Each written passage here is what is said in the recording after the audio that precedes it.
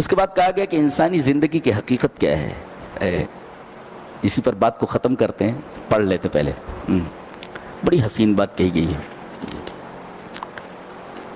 اعلموا انما الحیات الدنیا لعب و لہو, کھیل ہے اور تماشا ہے. لعب کا تعلق بدن سے ہے, بدن کھیلتے ہیں, آدمی بدن کے ذریعے کھیلتا ہے. واللہو, اور قلب کے ذریعے غافل ہوتا ہے. یہ تو گویا کہ لہو کا تعلق دل سے اور لعب کا تعلق بدن سے ہے. جی, تو یہ دنیا کھیل اور تماشا ہے. یہ ہوا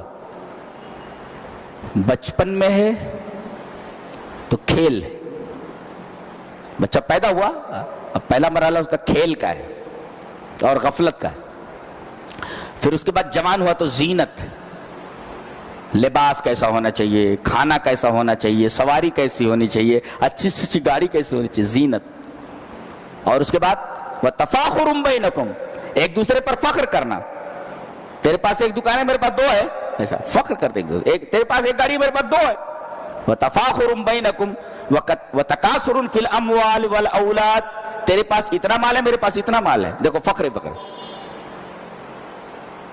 اور اس کے بعد بچپن, جوانی, بڑھاپا, یہ تینوں چیزیں بیان کر دی گئی اور تمثیل دی گئی. جیسے بارش, اب یہ بارش ہوتی ہے نا تو بارش زمین سے مل جاتی ہے, ایسے جیسے مرد اور عورت کا نطفہ ایک دوسرے سے مل جاتا ہے.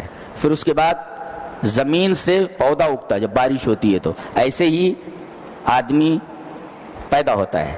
پیدا ہونے کے بعد ہرا رہتا ہے, ہرا رہنے کے بعد پیلا ہو جاتا ہے, اور پیلا ہو جانے کے بعد سوکھ جاتا ہے, سوکھ جانے کے بعد اسے کاٹ لیا جاتا ہے.